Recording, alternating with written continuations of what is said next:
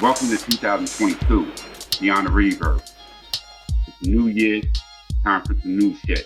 Nowadays, rap is dying over music. Sticky fingers. Now, the topic today is the kids and their chances. What is their chances? There's a lot of folks dying in these streets, and for what? For music or the struggle to the streets? I got my man's Anon. What's good? Shit, nothing much, brother. I'm a product of those streets, growing up in South Central Los Angeles, product of the NWA era. And I saw a lot of that stuff, the gun violence, the gang violence, whether you were thugging or you were actually gangster. We know where the gangs, were birthed at. But then when you go across on the other side of the country, they were mainly just thugs, people protecting their blocks and stuff. And so that right there has translated over into the music. Where it's transcended since then, Lord only knows. So today, I want to introduce you to my good partner right here. I've known him for a couple years. OGee Money from Pacific Push. He's coming out of the East Coast, and it's definitely a different dynamic and perspective from where I'm from, being from Los Angeles on the West Coast.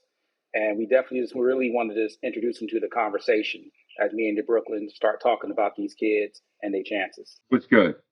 D Money, Pacific Push. How you doing? You good? Hey, what's going on, D Brooklyn? Thank you. I appreciate the opportunity to be here on the platform. My brother Anon, I'm really looking forward to engaging in this discussion with you, and I'm just happy to be here, brother.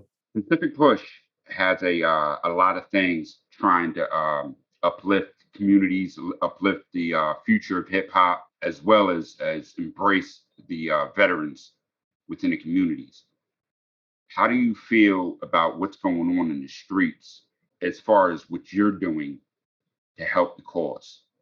Well, honestly, first and foremost, right now, Pacific Push is still in its awareness phase, right? So I wouldn't go as far as saying that we're uplifting the community yet. We do have plans with the work that we're doing and to later on hopefully inspire. But the mantra of my show is we bring the streets to the beach. On top of that, it was we the hottest in the beach, coldest in the streets. And the reason I use the streets is not to glorify anything negatively, right? I'm not talking about drug dealing is cool, not talking about gun violence is cool, whatever. It's glorified, it's glamorous in the music, but I really come from these situations.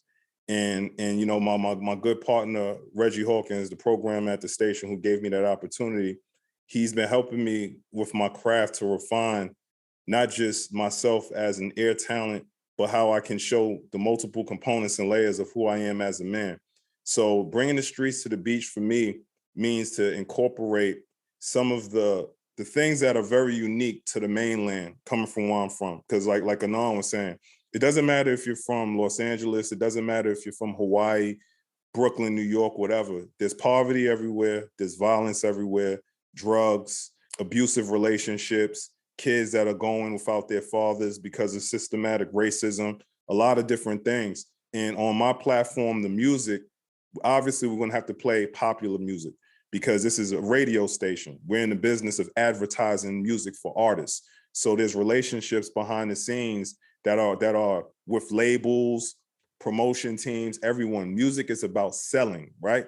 So just like in Hollywood, they sell these big movies, right? Superhero movies. The Marvel Cinematic Universe is huge.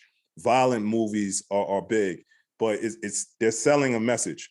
Now, when it comes down to the children and the kids and the hip hop, you try to find a balance. But I spoke long enough. I'll let you get back into it. And it's all good. We're here to hear what you have to say. You feel me? OGee was talking about systematic problems, and the way I feel, there's temporary solutions to a permanent systematic problem. Within that, how do we embrace it but not glorify it? Now, I definitely understand what you're saying. That's actually interesting you brought that up because, doing my research, I always do research on everything you talk about.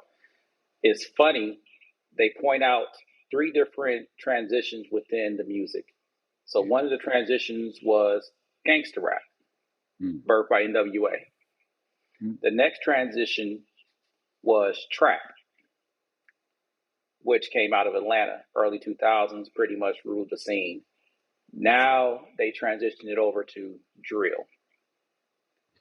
And when they said they went into drill, that's where things started getting interesting, because they looked at NWA and what they were doing. And they said NWA was just kind of like talking about the gangster stuff, talking about the cops and the things that were going on. And as me and you had many discussions, outside of Eazy-E, who was really a gangster? Now, when you transition over to the drill scene, a lot of the drill artists are no longer just talking about what goes on in the streets. They are the ones that are actually in the streets doing what they're doing. And so we talk a lot about it also, even in the music, how the music went from really metaphors, you really trying to figure out what the music is, to now they just blatant right in your face telling you exactly what they're doing. And that's a transition of the times. Things are more simplified. They don't want to make it too complex, where it's easy to grab, quick fights. We're in the texting era. And so I think a lot of it comes from the OGs stepping down to actually be better influencers and guide them. But the problem we run into is what? Most of the OGs are locked up. So you run into issues like that. This is nothing new. This is nothing new. I mean, when was the first rapper in the hip hop scene dying over violence? Scott LaRock. We talked about bridging the gap. We talked about it. There's a wide gap in the young boys, quote unquote, and the old heads, so to speak. And on this panel, you would consider us all old heads to a certain degree. Not me, not at all.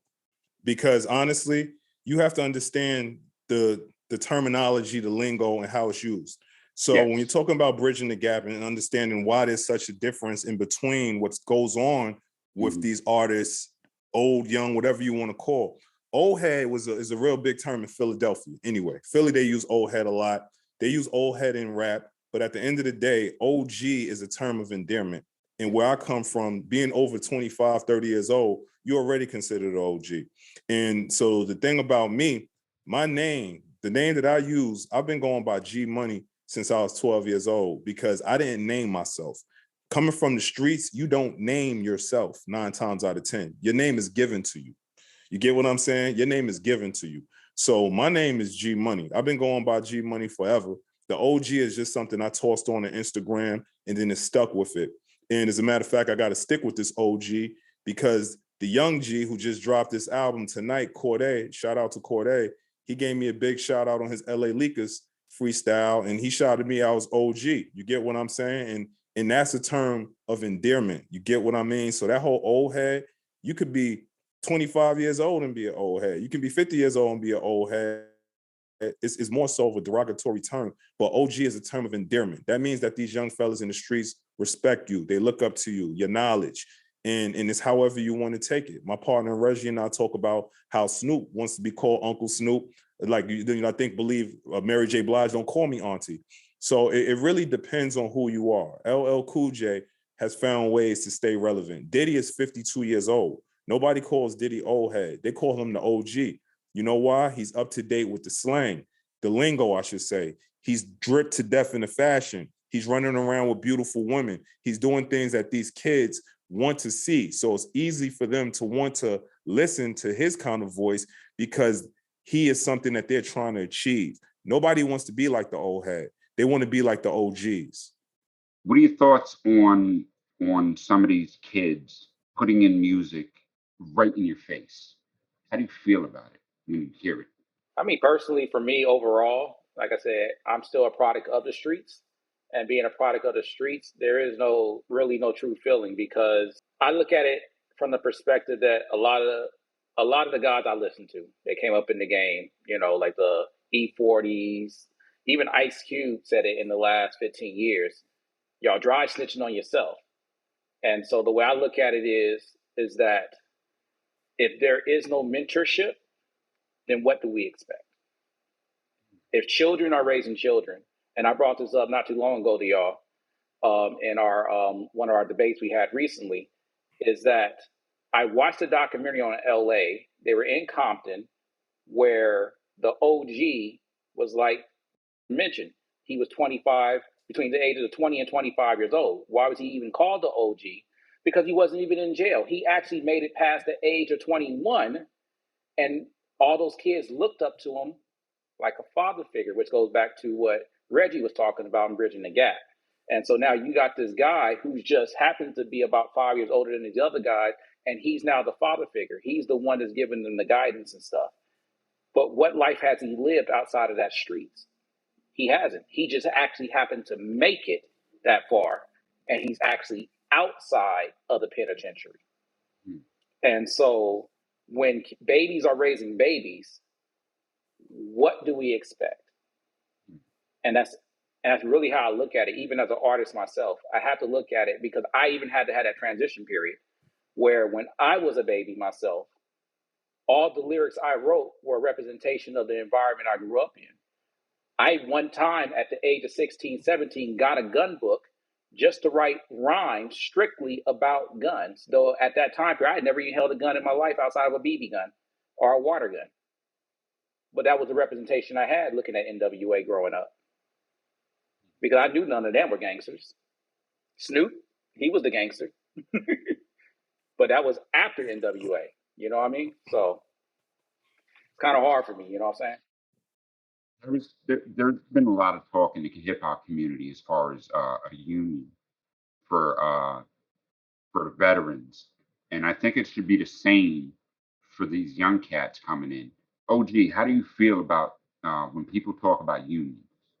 Oh, so who pays for it? Like at the end of the day, we have to understand that this is a music business. Yeah. And is run by individuals that don't look like myself and D's. They look more so like you, D Brooklyn, but they're not attached to it, right? So these artists, these young artists are preyed upon at very young ages. They're signing these deals out of desperation. They're taking these loans out for hundreds of percent over what they would do if they can just take care of it. So hip hop, like you were talking about the beginning of gangster rap. Let's just talk about this with what it is. Hip hop is bigger than the United States. Hip hop is a global art form. Anyone can be a part of hip hop. It's inclusive. You can be from Idaho, you can be Asian, you can be white, you can be whatever you want. If you know how to flow, you can make a good song. Hip hop is going to bring you in. But, around the world, African Americans, if that's what you want to, call yourself African American, we sometimes get excluded in the talk because of, hey, you're not African, America is not your country, whatever.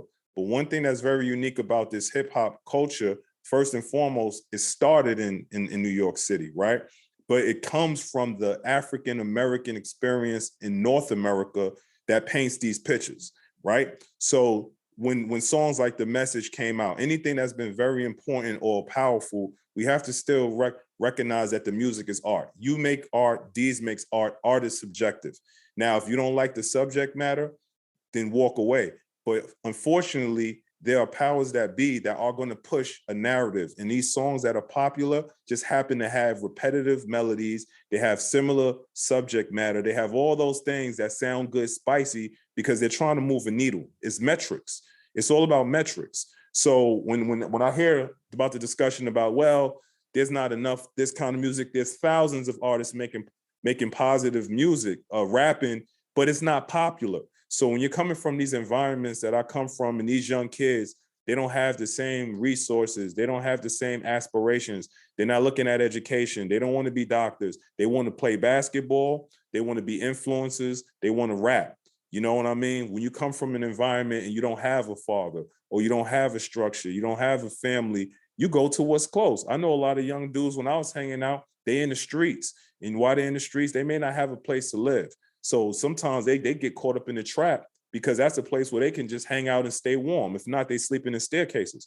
So this is real. So these stories that are coming from these artists, hey, I don't agree with everything that comes out the message, but a lot of times it's true. Sometimes it's fake, it's cap, it's whatever it is, but they're going to push this because this is what's selling. When you see your favorite artist talking about bitches, talking about shooting guns, and then they're talking about my watch is $1 million, and kids from around the world see this and they don't have it, they're going to mimic it.